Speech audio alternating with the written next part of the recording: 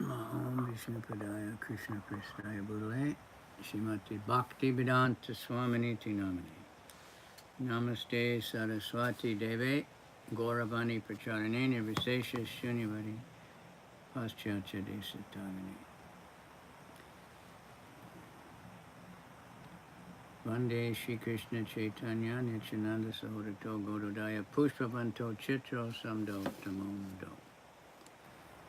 So reading from Adi Anchalila Caitanya Caritamrta Chapter 1, starting with verse 145. Upon seeing peacock feathers in front of her, this girl suddenly begins trembling. When she sometimes sees a necklace of gunja, small conch shells, she sheds tears and cries loudly. I do not know what kind of new ecstatic influence has entered the heart of this poor girl. It has imbued her with the dancing attitude of a player, creating wonderful, unprecedented dances on stage. This verse, Vidagdhamadava 2:15, was spoken by Mukara, a friend of Lord Krishna's grandmother, in a conversation with Purnamasi, the grandmother of Madhamangal. If Srimati Radharani said to her constant companion Vishaka, "My dear friend, if Krishna is unkind to me, there will be no need for you to cry, for it will not be due to any fault of yours. I shall then have to die.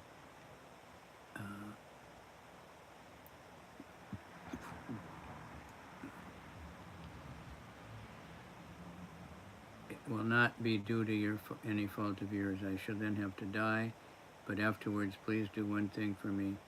Please observe my funeral ceremony. Place my body with its arms embracing the tamal tree like creepers, so that I may remain forever in Vrindavan, undisturbed. That is my last request." Ramananda Roy inquired, "What are the characteristics of emotional love?" Rupa Goswami replied, "This is the nature of emotional love for Krishna. My dear beautiful friend, if one develops love of Godhead, love of Krishna, the son of Nanda Maharaj, all the bitter and sweet influences of this love will manifest in one's heart. Such love of Godhead acts in two ways. The poisonous effects of love of Godhead defeat the severe and fresh poison of the serpent, yet there is simultaneously transcendental bliss, which pours down and defeats the poisonous effects of a snake, as well as the happiness derived from pouring nectar on one's head. It is perceived as doubly effective, simultaneously poisonous, and nectarine." This is a verse from Vidagdhamadava 2:18. It appears also in Madhya Lila chapter 2, and spoken by Purnamasi.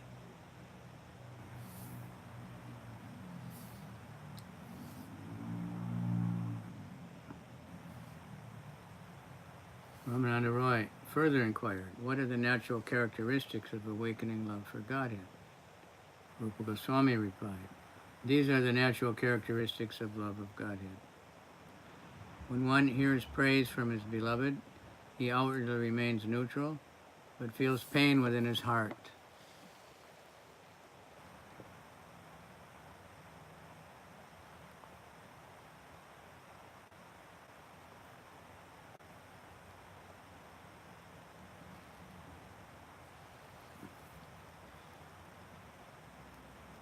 When he hears his beloved making accusations about him, he takes them to be jokes and enjoys pleasure.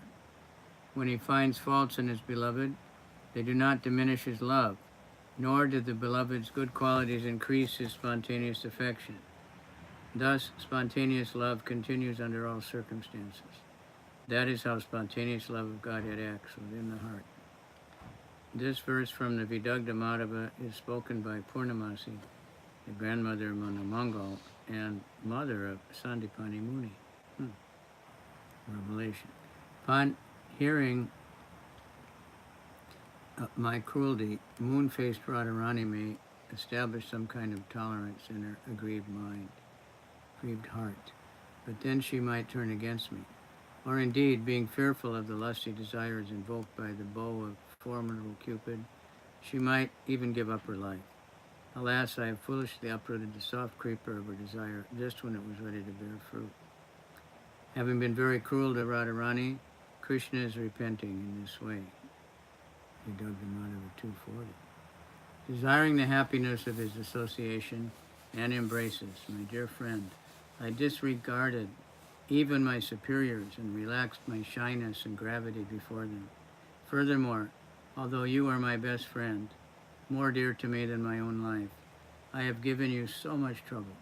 Indeed, I've even put aside the vow of dedication to my husband, a vow kept by the most elevated women. Oh, alas, although he is now neglecting me, I am so sinful that I'm still living. Therefore, I must condemn my so-called patience. Radharani speaking this verse to Vishaka Devi. I was engaged in my own playful activities in my home, and because of my childish innocence, I did not know right from wrong. Therefore, is it good for you to have forced us into being so much attracted to you, and then have neglected us? Now you are indifferent to us. Do you think that's right? This is spoken but to Krishna by Srimati Radharani. Our hearts are so polluted by miserable conditions that we are certainly going to Pluto's kingdom. Nevertheless, Krishna does not give up his beautiful, loving smiling, which is full of cheating tricks. O Srimati Radharani, you are very intelligent. How could you have developed such great loving affection for this deceitful debauchee from the neighborhood of the cowherds? Spoken to Radharani by Lalita Saki, another confidential friend. O Lord Krishna, you are just like an ocean. The river of Srimati Radharani has reached you from a long distance, leaving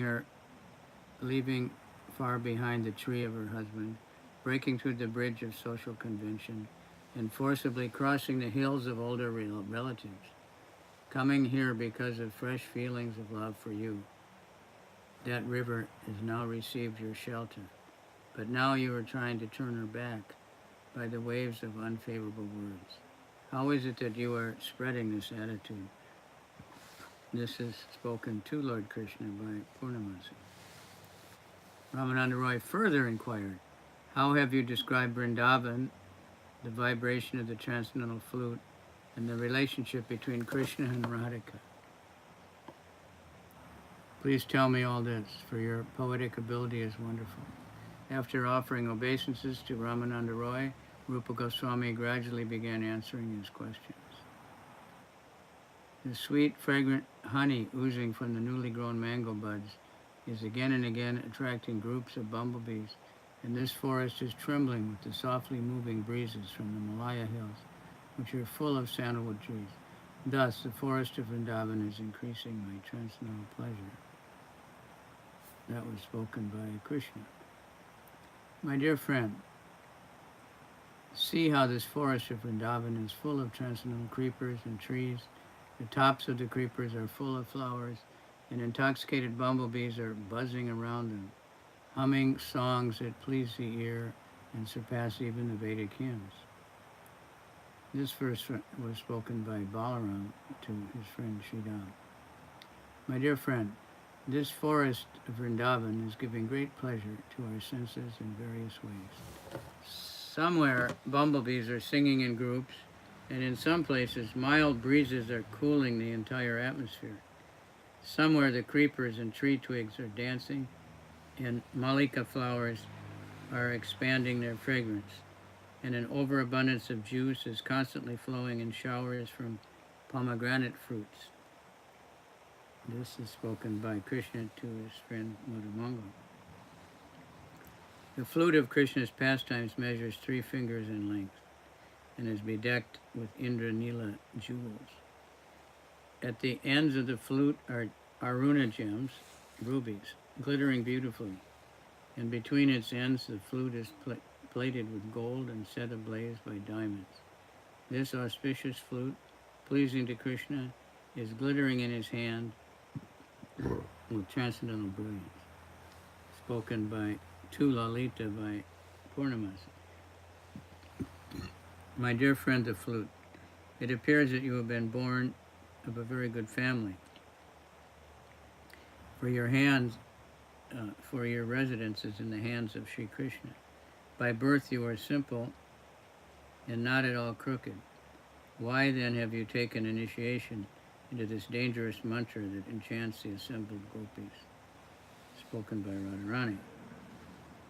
My dear friend the flute, you are actually full of many holes or faults.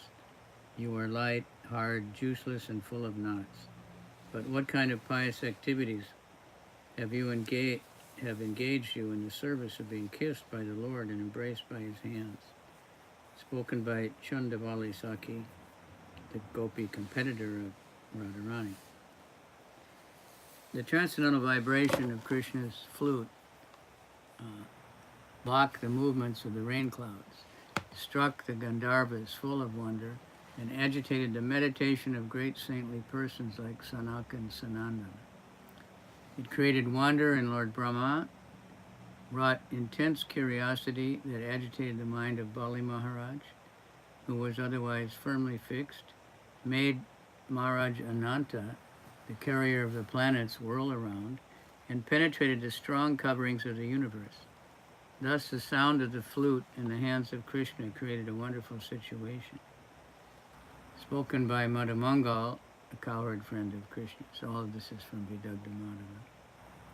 The beauty of Krishna's eyes surpasses the beauty of white lotus flowers. His yellow garments surpass the brilliance of fresh decorations of kumkum. His ornaments of selected forest flowers subdue the hankering for the best of garments. And his bodily beauty possesses mind-attracting splendor greater than the jewels known as Marakata Mani. This verse from the Vidagdha Madhava is spoken by Purnamasi. O most beautiful friend, please accept the Supreme Personality of Godhead, who is standing before you with full of transcendental bliss. The borders of his eyes roam from side to side, and his eyebrows move slowly like bumblebees on the lotus-like face. Standing with his right foot placed below the knees of his left leg, the middle of his body curved in 3 places, and his neck gracefully tilted to one side, he takes his flute to his pursed lips and moves his fingers upon it here and there. O beautiful-faced one, who is this creative person standing before us with the sharp chisels of his loving glances? He is splitting the hard stones of many women's devotion to their husbands, and with the luster of his body surpassing the brilliance of countless emeralds, he is simultaneously constructing private meeting places for his pastime. This verse is spoken by Radharani to Lalita Devi. My dear friend, this newly youthful Lord Sri Krishna, the moon of the family of Nanda Maharaj, is so beautiful that he defies the beauty of clusters of valuable jewels. All glories to the vibration of his flute, for it is cunningly breaking the patience of chaste ladies by loosening their belts and tight dresses. Spoken by Lalita Devi to Radharani. The beauty of Srimati Radharani's eyes forcibly devours the beauty of newly grown blue lotus flowers, and the beauty of her face surpasses that of an entire forest of fully blossomed lotuses. Her bodily luster seems to place even gold into a painful situation. Thus, the wonderful, unprecedented beauty of Srimati Radharani is awakening in Vrindavan, spoken by Purnamasi. Although the effulgence of the moon is brilliant initially at night, in the daytime it fades away. Similarly, although the lotus is beautiful during the daytime, at night it closes. But, my friend, the face of my most dear Radharani is always bright and beautiful, both day and night. Therefore, to what can her face be compared? Krishna to Madhamangal. When Srimati Radharani smiles, waves of joy flow over her cheeks, and her arched eyebrows dance like the bow of Cupid. Her glance is so enchanting that it is like a dancing bumblebee moving unsteadily due to intoxication. That bee has bitten the whorl of my heart. This verse is from the Vidagdhamadeva. It's also spoken by Lord Krishna. Having heard these verses recited by Rupa Goswami, Srila Ramananda Roy said, "Your poetic expressions are like continuous showers of nectar. Kindly let me hear the introductory portion of the second drama." Srila Rupa Goswami said, "In your presence, which is just like brilliant sunshine, I am as insignificant as the light of a glowworm. It is even impudent for me to open my mouth before you." Then, having said this, he recited the introductory verse from the Lalita Madhava. The beautiful moonlight glories of Mukunda give distress to the lotus-like faces of the wives of the demons and to their raised breasts, which are like gleaming chakravaka birds. Those glories, however, are pleasing to all his devotees who are like chakora birds. May these glories forever give pleasure to you. This is the first verse of Act 1 of Lalita. When Ramananda Roy further inquired about the second verse, Rupa Goswami was somewhat hesitant, but nevertheless began to recite. The moon-like Supreme Personality of Godhead, who is known as the son of Mother Sachi, has now appeared on earth to spread devotional love of himself. He is the emperor of the Brahman community. He can drive away all the darkness of ignorance and control the mind of everyone in the world. May that rising moon bestow upon us all good fortune. This is the third verse. Although Caitanya Mahaprabhu was inwardly pleased he heard this verse, externally he spoke as if angered. Your exalted poetic descriptions of the mellows of Lord Krishna's pastimes are like an ocean of nectar. Why have you put in a false prayer about me? It is like a drop of detestable alkali.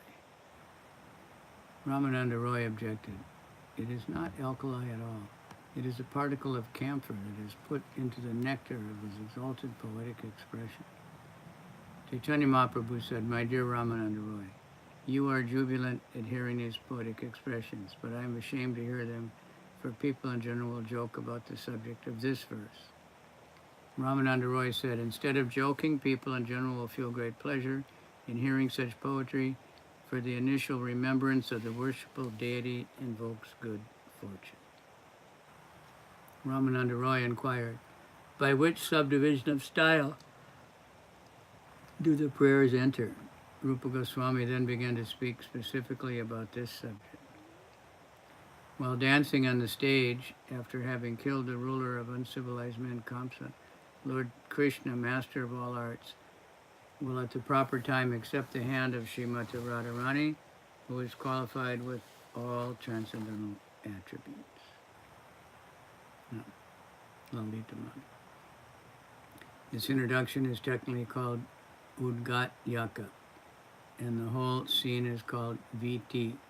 You are so expert in dramatic expression that each of my statements before you is like a wave from an ocean of impudence. In this connection, Srila Bhaktisiddhanta Goswami Saraswati Thakur quotes the following verse from the Sahitya Darpana. Thus, the technical names for the 5 kinds of introductory scenes of the drama are listed as Udgataka, Gatodgata, Prayodgati Shaya, Pravartaka, and Avalagita. When Ramananda Roy inquired which of these 5 Rupa Goswami had used to accomplish the technical introduction of his drama, Lalita Madhava, he replied that he used the introduction technically called Udgat Yaka. According to the Bharati Vriti, 3 technical terms used are Prarochana, Viti, and Prahasana. Thus, Rupa Goswami also mentioned Viti, which is technical term for a certain type of expression according to Sahitya Darpana.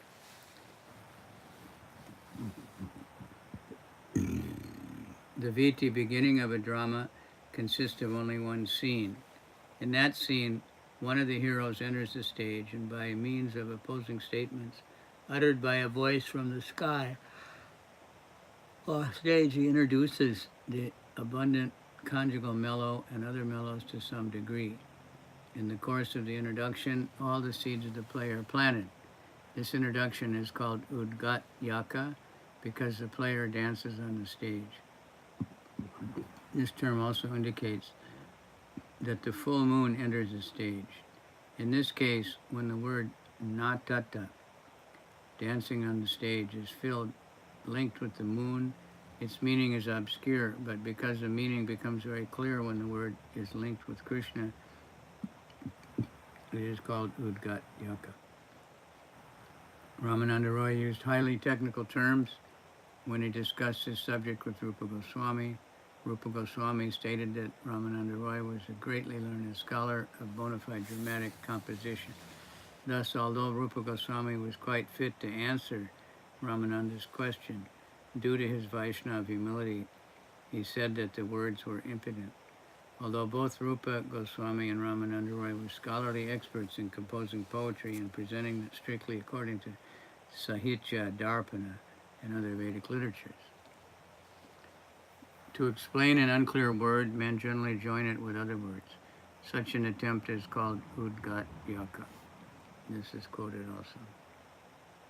When Ramananda Roy requested Rupa Goswami to speak further about various portions of his play, Rupa Goswami briefly quoted the Lalita Madhava. The dust from cows and calves on the road creates a kind of darkness, indicating that Krishna is returning home from the pasture. Also, the darkness of evening provokes the gopis to meet Krishna. Thus, the pastimes of Krishna and the gopis are covered by a kind of transcendental darkness and are therefore impossible for ordinary scholars of the Vedas to see. This is from Lalita Madhava, spoken by Purnamasi, talking to Gargi. Krishna states in Bhagavad Gita, Trigunya Vishaya Veda Nistrigunya Bhavarjuna. Thus he advised Arjuna to rise above the modes of material nature, for the entire Vedic system is filled with descriptions involving Sattva Gun, Rajagun, and Tamagun. People are generally covered by the quality of Rajogun and are therefore unable to understand the pastimes of Krishna with the gopis of Braj. However, the quality of Tamagun further disturbs their understanding in Vrindavan. However, although Krishna is covered by the hazy darkness of the dust, the gopis can nevertheless understand that within the dust storm is Krishna. Because they are his topmost devotees, they can perceive his hand in everything. Thus, even in the dark of the hazy storm of dust, devotees can understand what Krishna is doing. The purport to this verse is that under no circumstances Krishna ever lost to the vision of exalted devotees like the gopis. May the sweet sound of the Lord Krishna's flute, his authorized messenger, be glorified, for it expertly releases Srimati Radharani from her shyness and attracts her from her home to the forest. Again, spoken by Gargi, the daughter of Garga Muni.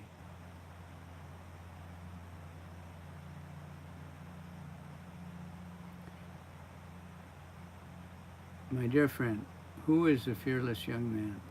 He is his brightest lightning cloud, and he wanders in his pastimes like a maddened elephant. From where has he come to Vrindavan? Alas, by his restless movements and attractive glances, he is plundering from the vault of my heart the treasure of my patience. Spoken by Radharani to Lalita. My Radharani is the Ganges in which the elephant of my mind enjoys pastimes. She is the shining of the full autumn moon for the chakora birds of my eyes. She is the dazzling ornament, the bright and beautiful arrangement of stars on the border of the sky of my chest. Now today I have gained Srimati Radharani because of the highly elevated state of my mind. This verse is from the Lalita Madhava, expresses the thoughts of Lord Krishna in relation to Radharani.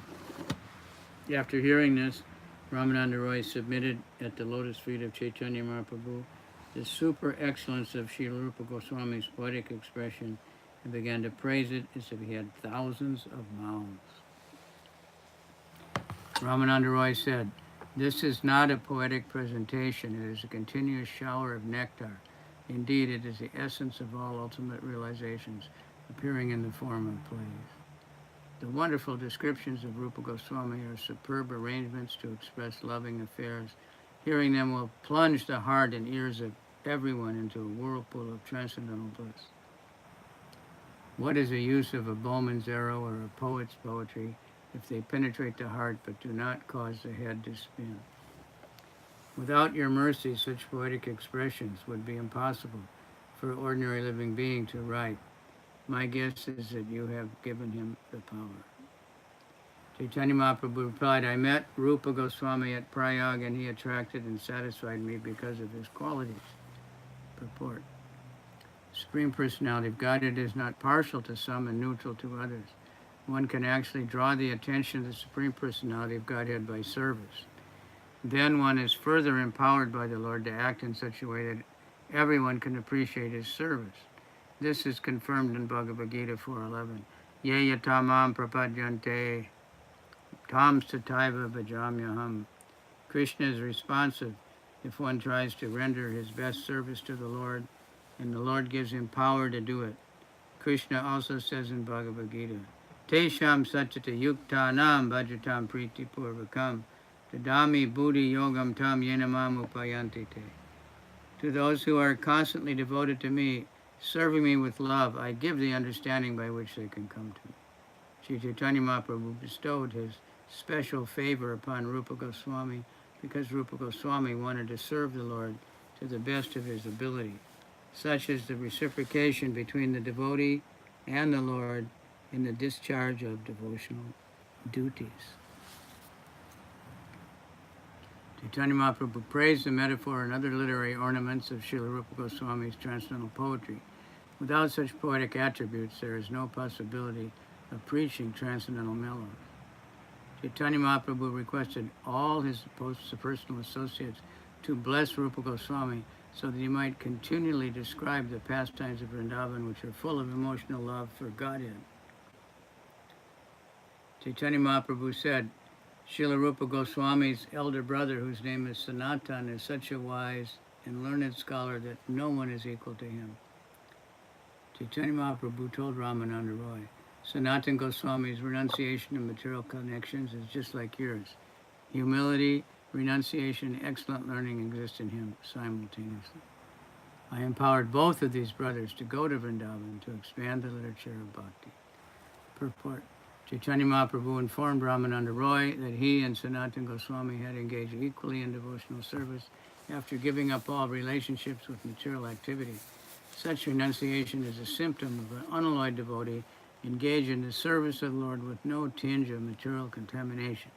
According to Chaitanya Mahaprabhu, this is the position of Trinadapi Sunichinat Tororpi Sishna. A pure devotee, free from the reactions of the material modes of nature, executes devotional service with tolerance like that of a tree. He also feels humbler than the grass. Such a devotee, who is called Niskinchana, or free from all material possessions, is always absorbed in emotional love of Godhead. He is reluctant to perform any kind of sense gratification. In other words, such a devotee is free from all material bondage, but he engages in Krishna-conscious activities. Such expert devotional service is performed without hypocrisy. Humility, renunciation, and learned scholarship were combined in Sanatana Goswami, the ideal pure devotee who was on the same level of understanding as Srila Ramananda Roy.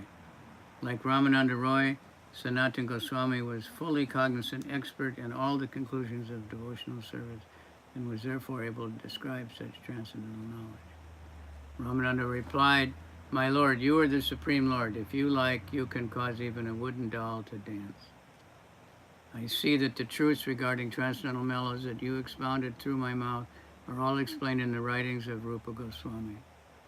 Because of your causeless mercy toward your devotees, you want to describe the transcendental pastimes in Vrindavan.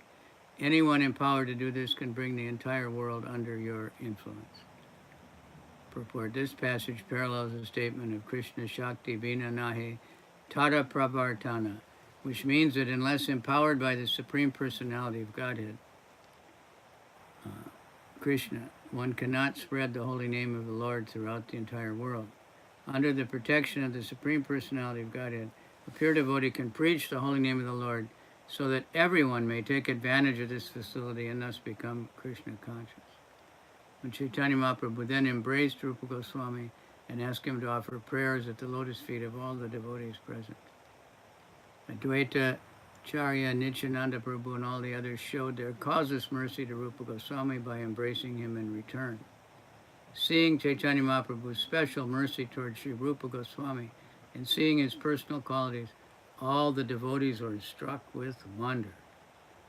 Then, when Caitanya Mahaprabhu left with all his devotees, Haridas Thakur also embraced Rupa Goswami. Haridas told him, "There is no limit to your good fortune. No one can understand the glories of what you have described." Rupa Goswami said, "I do not know anything. The only transcendental words I can utter are those which Caitanya Mahaprabhu makes me speak." Purport. The poet or writer dealing with transcendental subject matters is not an ordinary writer or translator, because he is empowered by the Supreme Personality of Godhead. Whatever he writes becomes very effective. The principle of being empowered by the Supreme Personality of Godhead is essential. A materialistic poet who describes in his poetry the material activities of men and women cannot describe the transcendental pastimes of the Lord or the transcendental conclusions of devotional service.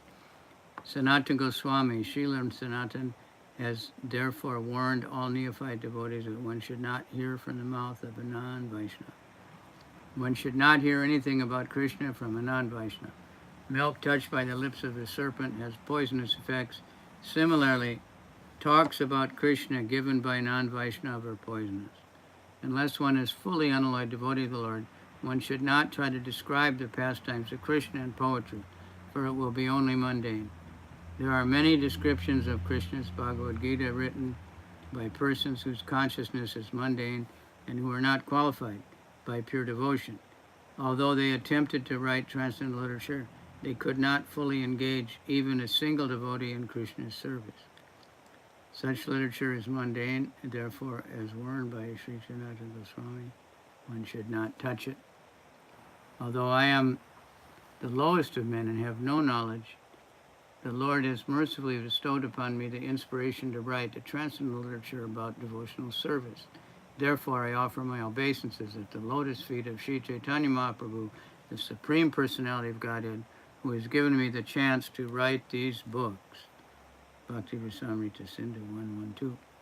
In this way, Rupa Goswami passed his time in close association with Haridas Thakur by discussing the pastimes of Lord Krishna in great happiness. All the devotees of Lord Chaitanya thus spent 4 months with him, and the Lord bade them farewell, and they returned to Bengal. Rupa Goswami, however, stayed at the lotus feet of Lord Chaitanya, and when the Dola Yatra took place, he saw it with great happiness with the Lord. After Dola Yatra, Caitanya Mahaprabhu bade farewell to Rupa Goswami, and the Lord empowered him and bestowed him with all kinds of mercy. "Now go to Vrindavan and stay there. You may send here your elder brother, Sanatana. When you go to Vrindavan, stay there, preach transcendental literature, and excavate the lost holy places. Establish the service of Lord Krishna and preach the mellows of Lord Krishna's devotional service. I shall also go to Vrindavan once more."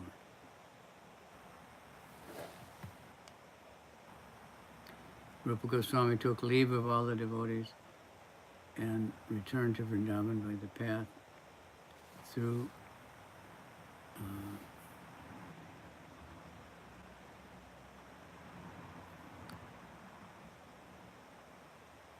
Lord Chaitanya, having spoken, embraced Rupa and placed his lotus feet upon his head. Wow. Thus I have described the second meeting of Rupa Goswami and Sri Caitanya Mahaprabhu.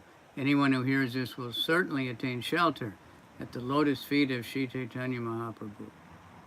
Praying at the lotus feet of Sri Rupa and Sri Sanat Raghunath, always desiring their mercy, I, Krishnadas, narrate Sri Caitanya Caritamrta, following in their footsteps.